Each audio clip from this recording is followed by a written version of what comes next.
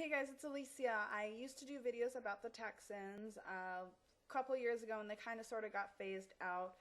I decided to come back to it. I know a lot of people think that I think people said that I stopped because the Texans started sucking, but let's be honest, the Texans have sucked for a very long time, with obviously exception, their AFC South championships that they won in 2011 and 2012.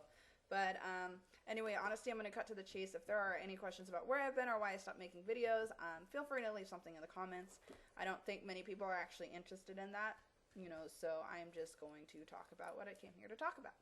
Texans and the Chiefs, 27 to 20 at NRG Stadium. Not good.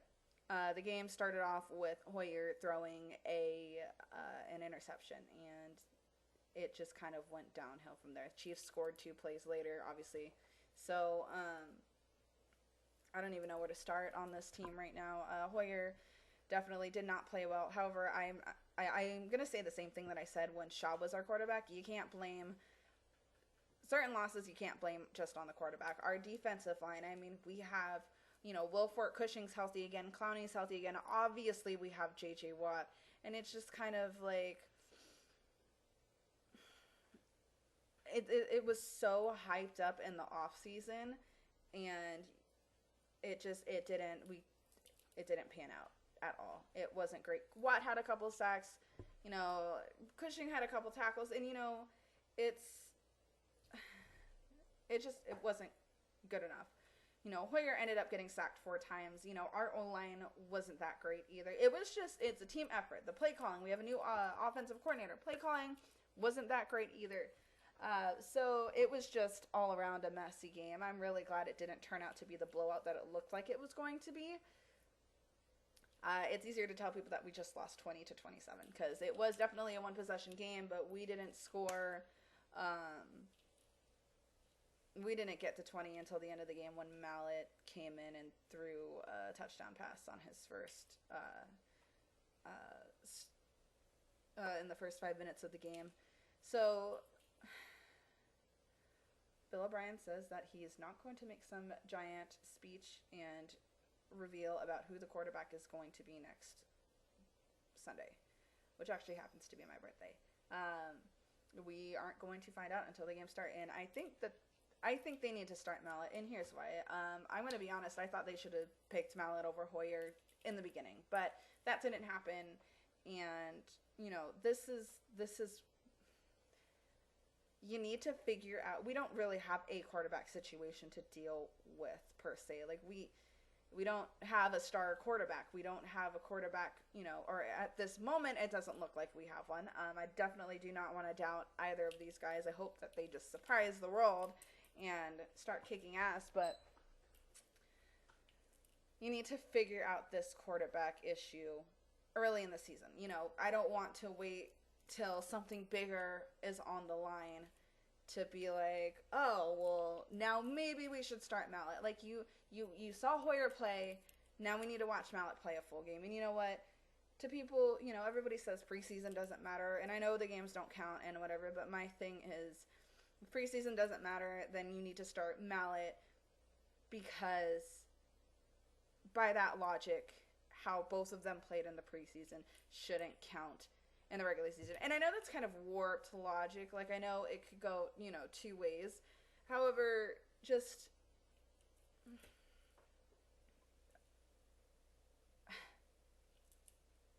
start him, see how he plays, and take it from there.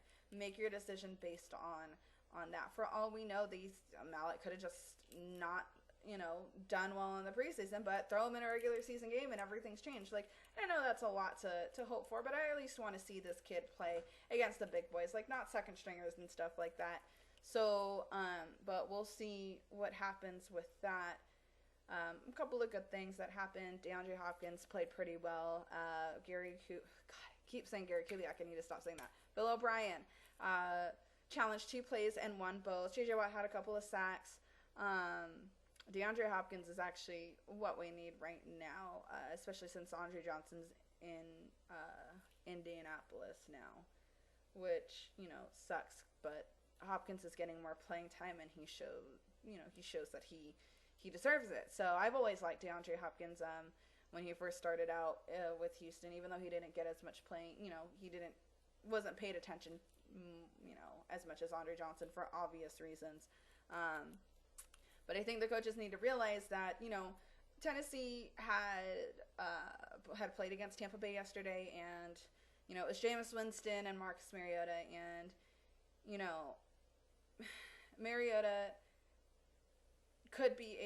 is going to be a weapon for Tennessee. And usually for the AFC South, it's just us trying to get past us trying to get past the Colts for the number one spot. And now, Mariota had something like 209 yards. He completed 13 of his 16 passes, and I think he had like 4 touchdowns or something like that. Like, their game was wow. It was crazy when I saw those. I expected him to play well, but I didn't think it would be like that, like 209 yards. I don't know who has him on my fantasy league, but fuck him. Anyway, you have these standout rookies, and Kevin Johnson played well, Cecil Shorts played really well, but I don't think this is going to be a battle against the Colts for the AFC South anymore. If Tennessee plays like they played yesterday, they could very well knock us out of the competition, like, just with the Colts in general. Like, it could turn into just the Colts in Tennessee for first place. So, I know that's logically that's pushing it, because the Colts are obviously very good, but, you never know. And like I said, if Tennessee plays like that, then they're going to be in a really good position for the rest of the season.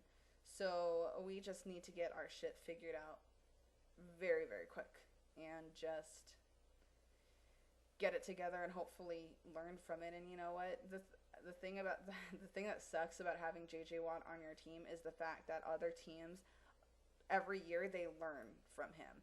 They learn how to be more efficient in blocking him, or in, double teaming him. They know how, what his signature move to watch out for is jumping the end, the swatting the ball out of the air. They prepare for that, and every year they prepare more and more and more. Obviously he's working on not letting that happen. J.J. Watt is arguably the best defensive player in the NFL right now. So we'll have to see. It's really hard to say what's going to happen, especially since it's only been one regular season game. But I can tell you, if it's going to look like it did yesterday, then we are not going to get anywhere. So I think I'm going on like 8 minutes now here. So any disagreements, any comments, any corrections, just comment down in the thing, and I will reply to whatever it is that y'all say. Good things, bad things, whatever. So I hope you guys have a great day, and I will see you next Sunday after the Panthers and the Texans game. And I hope some of you are still making videos, because I'm getting ready to go through YouTube and see who's still kind of, doing all of that stuff still, because I know there were quite a few people that I did interact with. So it was awesome talking to a screen where nobody can argue with me about my team. And I will talk to y'all later. Bye.